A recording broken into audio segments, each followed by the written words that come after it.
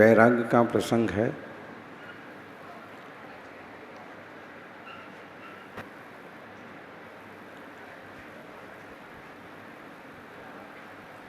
जीवों को जन्म जन्म में बहुत कुछ मिल जाता है,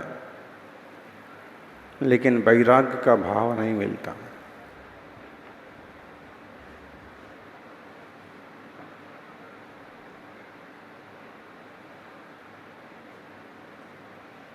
संसारी जीवों की बहुत तरह की इच्छाएं होती हैं,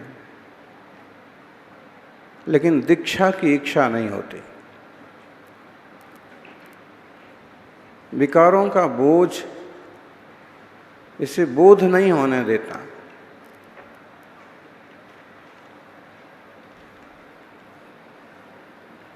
तीर्थंकर नेमिनाथ स्वामी के चरित्र में अपन देख रहे हैं, बारात भी चल दी,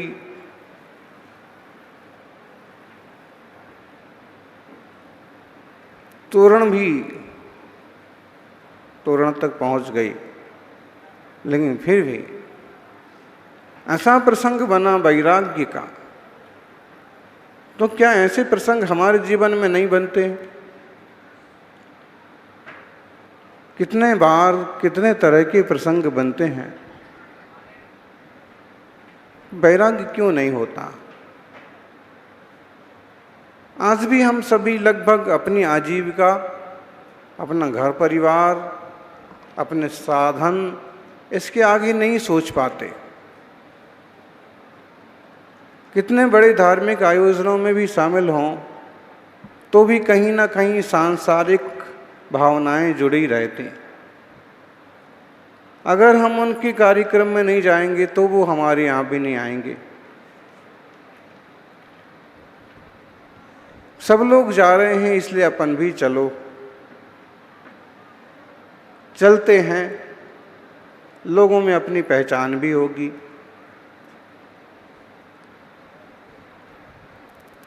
बेटी बड़ी हो गई, बेटा बड़ा हो गया, इतने बड़े महोत्सव में हो सकता कोई संबंध मिल जाए।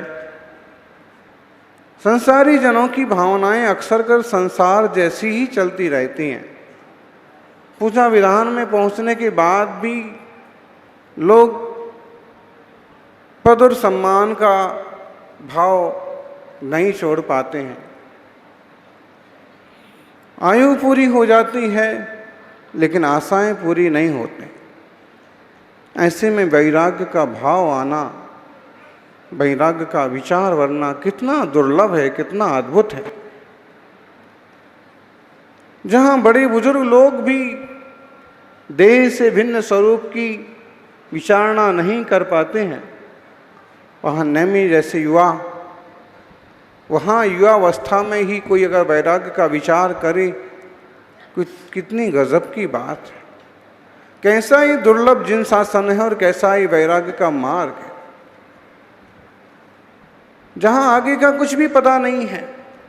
कल आहार कौन देगा, विश्राम कहाँ होगा, कौन सहयोगी बनेगा, कौन उपसर्ग करेगा।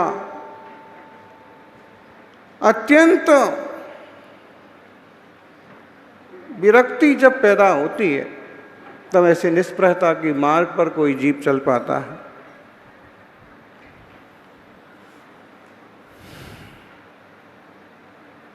सामग्गिंद्य रूपम आरुग्रम जो बुलम बलम तेयम।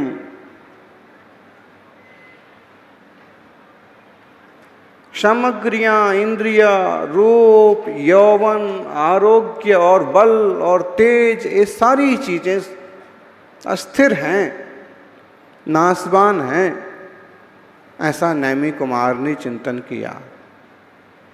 बाड़े में बंद पशु नेमी कुमार के वैराग्य में निमित्त बन गई।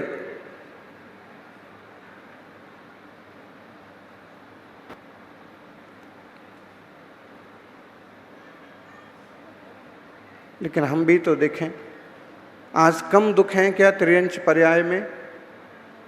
और मनुष्य पर्याय में भी दुखों की कोई कमी है क्या?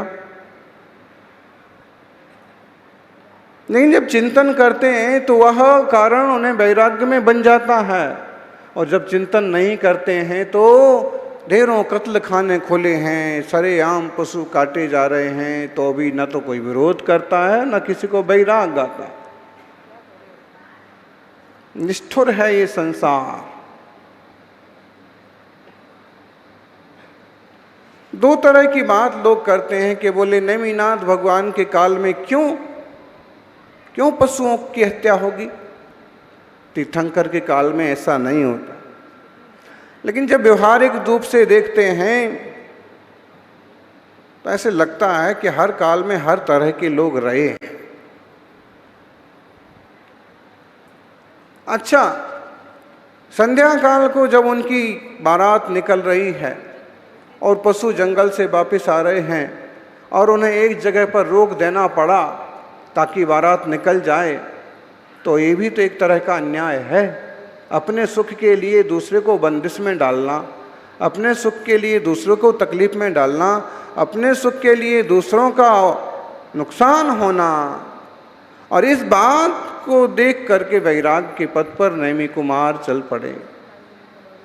लेकिन आज का सुविधा भोगी आदमी कितना खतरनाक,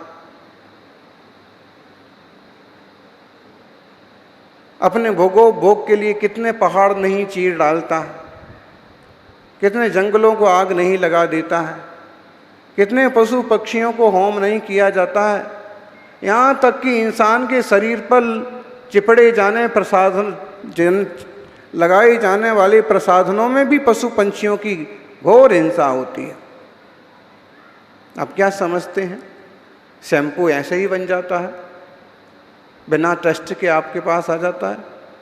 कितने पशुओं की, कितने खरगोशों की आंख उसमें खत्म हो जाती है। बालों को रंगने वाले जो तरह तरह के प्रसाधन आते हैं, कितने पशुओं की खाल उतर जाती है, चमड़ी जल जाती है, प्रयोग किए जाते हैं। संसार में दुख हमेशा से रहे हैं, अभी कोई कम नहीं हो गए, लेकिन पहले संवेदनशीलता ज़्यादा थी और अब बहुत कम हो गई। पहले पहली रोटी गाय की, आखिरी रोटी कुत्ते की होती थी, लेकिन अपनी आजकल की स्थिति ये है कि घर में 2 ही रोटी बनती, पहली खाए वो गाय और दूसरी खाए वो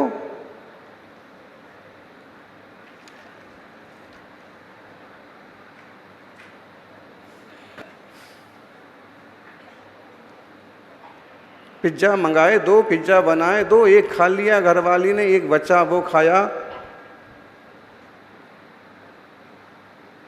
श्रीमान जी ने, अगर हम इसी ढंग से देखें कि पहली रोटी गाय की और आखिरी कुत्ते की, आपने किसकी रोटी खाई? बोलो भाई।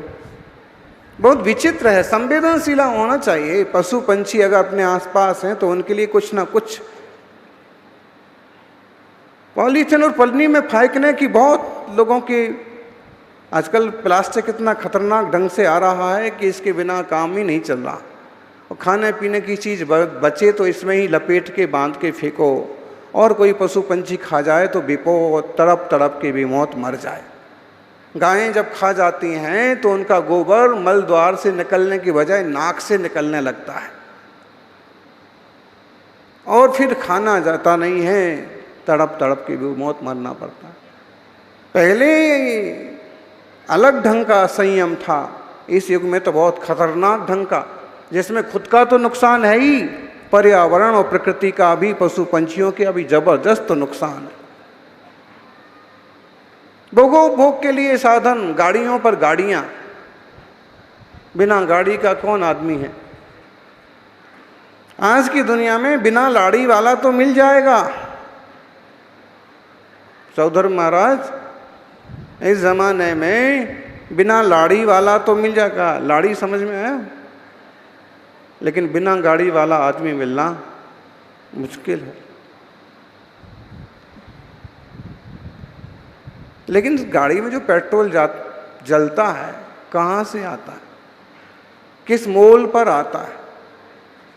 सुनते हैं कि ज़्यादातर पेट्रोल अरब देशों से आता है और इसके एवज में ढेर सारा मांस निर्यात होता है।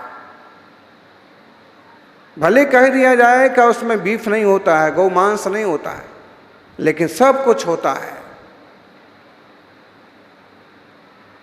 कितने पशुओं की हिंसा हो रही होगी। अगर आप 1 लीटर डीजल पेट्रोल यूज कर रहे हैं तो इसमें इनडायरेक्टली आप कितने जिम्मेदार हैं। वैराग्य की बात सब तरफ से सोचो, और वैरागी बनकर के मुनि बनना तो बहुत बड़ा पुण्य चाहिए। वैरागी बनकर के संतोषी श्रावक बन जाएं, ये भी बहुत बड़ी बात है। जहाँ तक हम पैदल जा सकते हैं 10-5 किलोमीटर अपन पैदल यात्रा ही करेंगे, डीजल पेट्रोल नहीं जलाएंगे, बिजली का उपयोग कम से कम करेंगे। एसी चल रहे हैं, गांधी जी, एक एसी में कितना कार्बन का उत्सर्जन होता है, विसर्जन होता है, बताओ। अच्छा, अति आवश्यक हो तो ठीक है, एक बार मान लो, लेकिन कई लोग ऐसे फिजूल में चीज़ों का उपयोग करते रहते हैं। घर में कोई नहीं है फिर भी चालू है, कोई नहीं बैठा है फिर भी बिजली, पंखे, टीवी, एसी चालू है। रास्ते में कितने बार देखते हैं नल का पानी यूं बहता रहता है, जहाँ 1 बूंद पानी से 10 चींटियों की प्यास बुझ जाती है, जहाँ 10 बूंद पानी से 1 चिड़िया की प्यास बुझ सकती है, जहाँ 1 गिलास पानी के लिए कभी कभी लोग इतने तड़प जाते हैं। पास करने वालों से पूछो, 1 लोटा पानी, 1 गिलास पानी क्या होता है? और लोग यूं टंकियां बहती रहती हैं, नल चलते रहते हैं, बाथरूम में बहता रहता है। बोले हमने बिल तो भर दिया, टैक्स तो चुका दिया, अब इतना पूरा पानी दुरुपयोग हो कि उपयोग हो, हमें बहाना आई है। देखिए संवेदनहीनता, इसको आप वहाँ की संवेदनशीलता से जोड़िए कि जहाँ पशुओं का रोना वैराग्य में कारण बन जाता है, यहाँ भी तो किसी न किसी तरह का नुकसान हो रहा है। यही पानी बचता तो कितने इंसानों के पीने के काम आता, यही पानी बचा रहता तो कितने पशु पंछियों के काम आता, लेकिन नहीं। कितने लोग सोचते हैं आजकल कुएं बावड़ी का पानी, नदी का पानी तो लोग बिल्कुल भूल गए। आरओ बोतल बंद, चाहे उसमें कितना जहर बन मिला करके उसको तैयार किया गया हो, साफ सुथरा किया गया हो, लेकिन वो पानी उनके लिए लाभदायक है। प्रकृति से जुड़े रहिए, जितना प्रकृति से जुड़े रहोगे उतने ज़्यादा प्राकृतिक रहोगे, सुखी रहोगे, संवेदनशील रहोगे। और जितना मॉडर्निटी से, आधुनिकता से जुड़ते जाओगे उतना जड़ों से कटते जाओगे, संवेदनहीन होते जाओगे। ऐसे दुष्ट लोग भी मिलेंगे कि उनके सामने ही मुर्गी के पंख उखाड़े जाएं और फिर भी वो चिकन खाते जाते हैं। कितनी नीचता, कितनी संवेदनहीनता, किसी के प्राण नहीं मालूम पड़ते। और यहाँ नैमी कुमार को केवल पशुओं का चीखना वैराग्य में कारण बन गया। क्या संवेदनशीलता रही होगी नैमी कुमार की। नारायण कृष्ण के चचेरे भाई हैं, ताऊ के बेटे हैं। कृष्ण जी से भी उस समय के बलशाली सत्पुरुष हैं। और यहाँ तक कि कृष्ण जी को भी शंका हो गई कि इस भाई के रहते रहते ठीक से राज्य कर भी पाएंगे कि नहीं।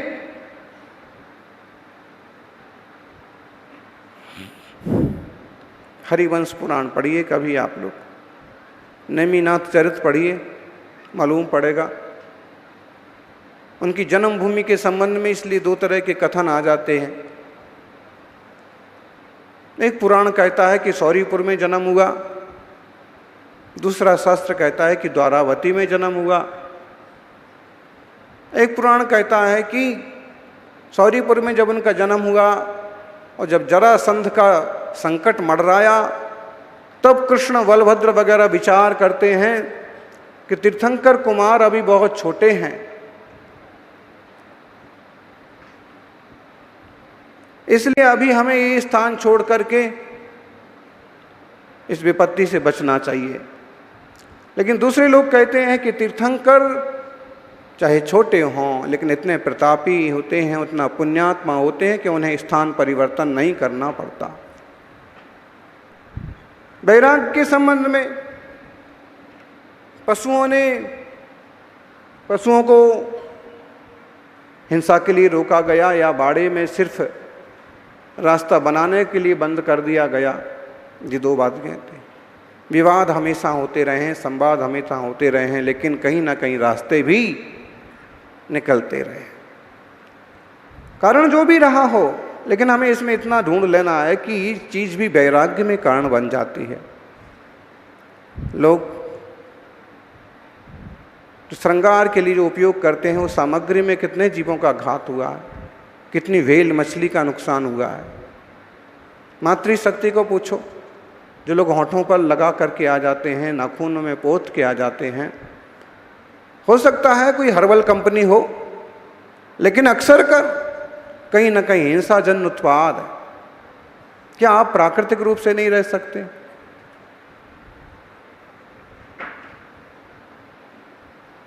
एक उम्र के बाद क्या आप नेचुरल नहीं रह सकते?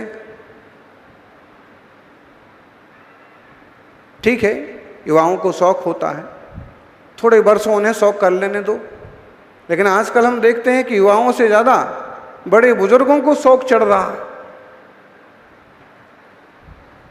शादी के मौके पर मालूम पड़े कि बेटा तो चाचा जैसा दिख रहा है और चाचा भतीजे जैसा दिख रहा है। आदमी की आंखें धोखा खा सकती हैं, यमराज की आंखें कभी धोखा। आयुष्य अपना काम करता रहता है। नेचुरल रहना सीखो, प्राकृतिक जीवन सीखो। श्वेत बाल वालों को देख करके एक बार विश्वास आता है, उन्हें दादा कहने में अच्छा लगता है, लेकिन रंगीन मिजाज लोग समझते कहाँ। भगवान के पिता के रूप में जिन्होंने अपनी उपस्थिति दर्ज कराई, आप देख लो उनका नेचुरल प्राकृतिक जीवन, कोई रंग रोगन नहीं। इतना बड़े पात्र का किरदार उन्हें निभाना है, फिर भी प्राकृतिक रूप से, कोई शौक श्रृंगार नहीं, सीधे सादे कपड़े और सीधा सादा बोल चाल। मतलब है कि हम संवेदनशील बने और ज़्यादा प्रसाधनों की दीवानी ना बने। नेचुरल मुनि महाराजों को देखिए, बाल बड़े होते हैं, केस लॉन्च करते। सौभाग्यशाली हो, मातृशक्ति आग्रह है।